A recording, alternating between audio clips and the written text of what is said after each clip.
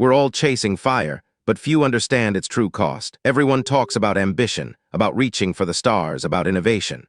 But what if the very act of reaching, of striving, carries an ancient burden? What if the spark that ignites our greatest achievements also kindles our deepest suffering? The myth of Prometheus, often reduced to a tale of stolen fire, offers a profound lens through which to examine this timeless human paradox. For millennia, this titan has stood as a symbol, a defiant rebel, a benevolent trickster, a tortured martyr. His story isn't just about defiance against the gods. It's a narrative woven into the fabric of our own striving, our own existential struggle for meaning and progress. It speaks to the core of what it means to be human, to create, to suffer, and to persist. Picture the vast, untamed cosmos long before humanity's ascent. The Olympian gods, led by the thunderous Zeus, reign supreme, their power absolute, their whims often cruel.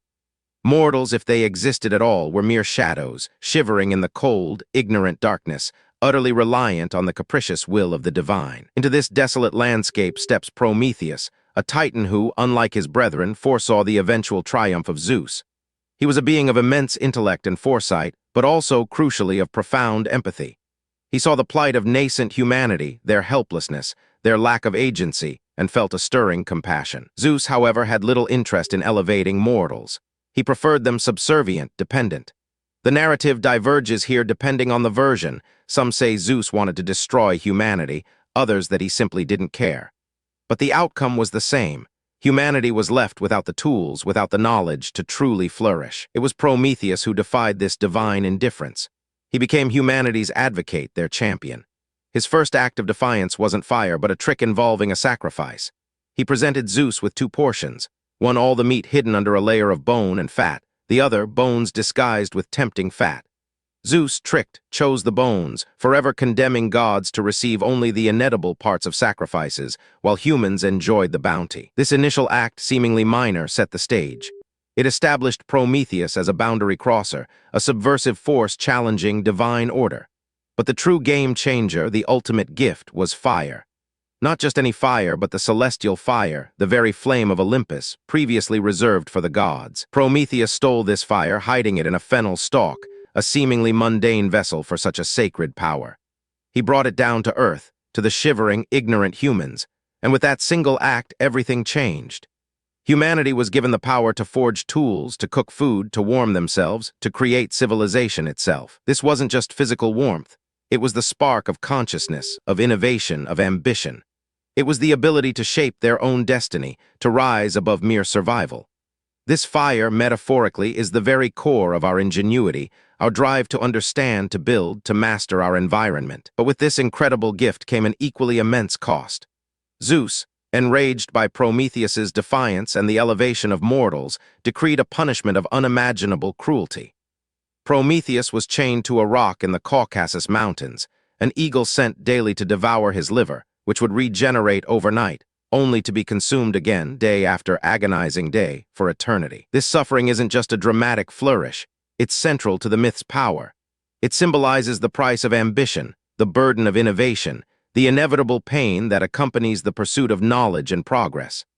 Every great leap forward often comes with unforeseen consequences, with sacrifices made, with battles fought against established orders. Consider the innovators of our own time. They challenge the status quo, often facing ridicule, resistance, or even ostracization. Think of figures like Galileo, who challenged astronomical dogma, or Alan Turing, whose genius helped win a war but whose personal life was tragically persecuted. Their insights, their fire, came at a profound personal cost. The myth also introduces Pandora, Zeus's gift to humanity, a beautiful woman carrying a jar, often mistakenly called a box, filled with all the world's evils. Her curiosity, a human trait amplified by divine manipulation, leads her to open it, unleashing disease, sorrow, and toil upon the world. Only hope remained inside. This is Zeus's counter-strike. If humanity has fire, they must also have suffering. It's a reminder that every gift, every power has a shadow. The very ambition that drives us can also lead to our downfall, to our hubris. The tools we create can be used for destruction as easily as creation. So what does Prometheus teach us about ambition? It teaches us that true ambition isn't just about personal gain. It's often about contributing to something larger than ourselves. Prometheus didn't steal fire for his own comfort. He did it for humanity. His ambition was altruistic, but it still came with a price. It also teaches us about the inherent suffering that accompanies progress. Every step forward, every innovation, every challenge to existing norms carries an element of risk, of struggle, of pain. We can't have the fire without the potential for burns, both literal and metaphorical. But perhaps the most profound lesson is about the spark of humanity itself. Prometheus's gift wasn't just a tool.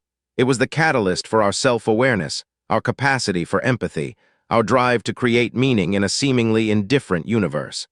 It's the inner fire that compels us to question, to explore, to connect. The Stoics, for example, understood the inevitability of suffering. They wouldn't have seen Prometheus's torment as merely tragic, but as a profound demonstration of resilience. To face an eagle daily, to endure endless pain yet not break, that is a testament to an indomitable will, a refusal to surrender. Prometheus in his chains becomes a symbol not of defeat but of enduring hope. His suffering is not meaningless. It is the consequence of his compassion, the price of his gift.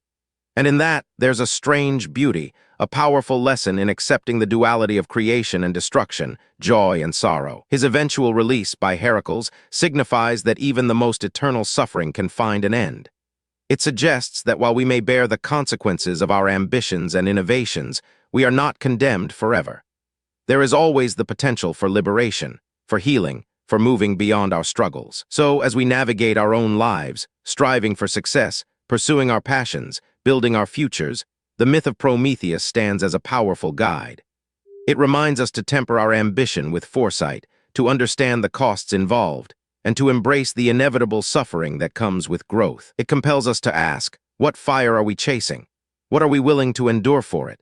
And perhaps most importantly, is our ambition fueled by genuine empathy, by a desire to uplift and create, or by a more destructive, purely self-serving drive? The answers to these questions define not just our achievements, but our humanity. The spark Prometheus gave us is a double-edged sword, a source of incredible power and profound pain. To truly harness its potential, we must understand both its brilliance and its shadows, recognizing that the very fire that warms us can also consume us if we're not careful. And in accepting this duality, we find not despair, but a deeper, more resilient wisdom.